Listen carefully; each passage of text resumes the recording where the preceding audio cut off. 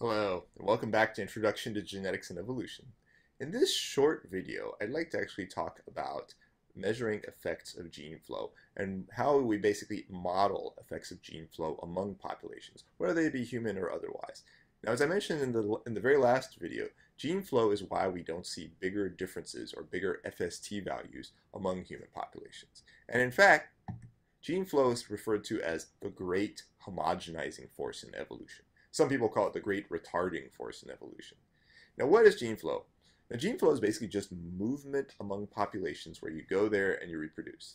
It's different from dispersal in that you actually go to a different place and you reproduce there, such that it's not like you disperse, you go someplace and you come right back and you keep breeding in the same place, but you actually have to be going to the other place and actually breeding over there, leaving your offspring over there relative to where, say, you were born.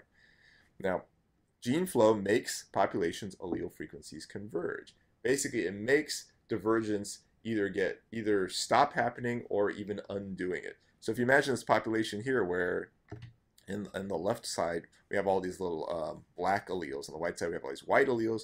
Over time, if you have a couple of black ones go there, some of the white ones go there, and it's random who's being selected from here and taken over there. Randomly, some are selected from there and coming back. Over time, you'd have this fairly intermingled population, and the differences that you saw in the beginning are gone. You can think of it almost like taking a little bit of paint from two buckets. Imagine you have a red paint bucket and a blue paint bucket, and you use a syringe, you pull some up here and put it in there, use a syringe from there and pull some up and put it back. Okay? Now, how does gene flow happen? Well, again, organisms or gametes move to a new location and they reproduce there, as you see with some of these examples. Nice thing is the dandelion. I always like to think of that because we see these just blowing around in different places, and then more dandelions cropping up in other areas. Now, the math assumes that it's random with respect to genotype. Right? We're not assuming that particular genotypes are more likely to migrate or less likely to migrate. Now, let me introduce a couple of general models for gene flow. So here are some models of gene flow.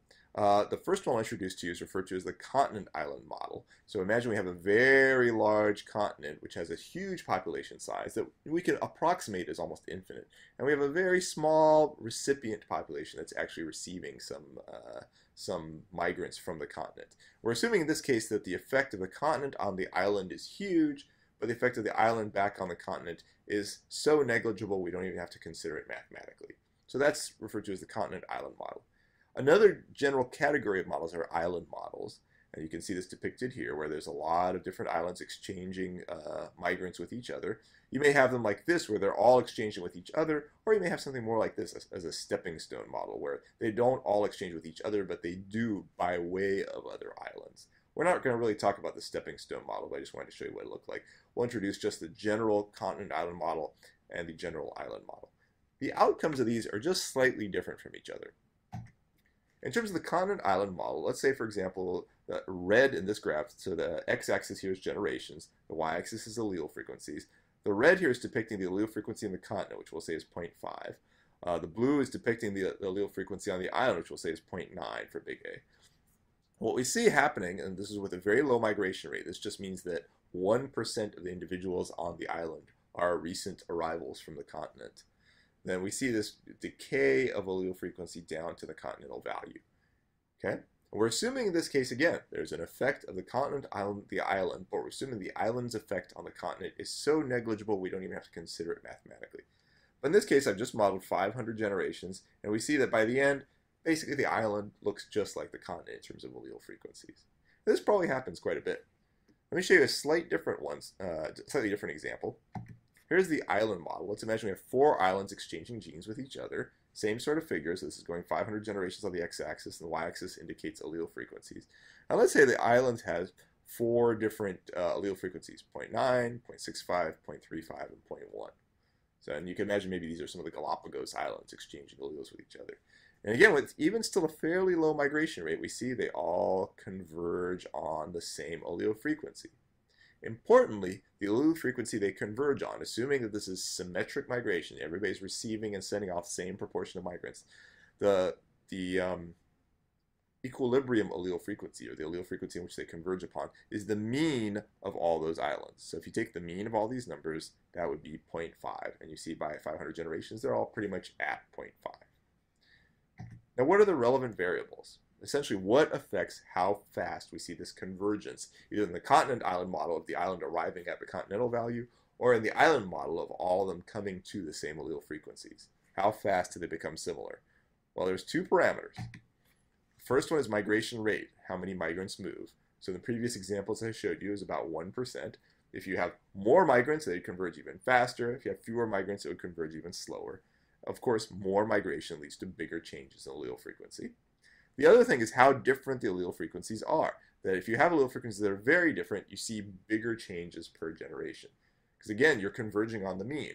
So if you're starting further out, you'll take bigger steps in because you're having migrants that are even less representative of what was already there in your population.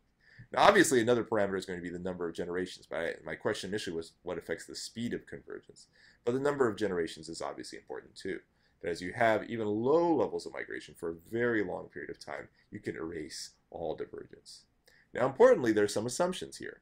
The assumptions include that migration rates are symmetric, they're independent of genotype, and we're assuming there's no difference in fitness. We're assuming that the migrants are not somehow less fit or something like that, especially with regard to their genotypes that are arriving. Let me show you a couple of applications. Now, Glass and Lee, in a classic study back in the 1950s, measured European gene flow into African Americans.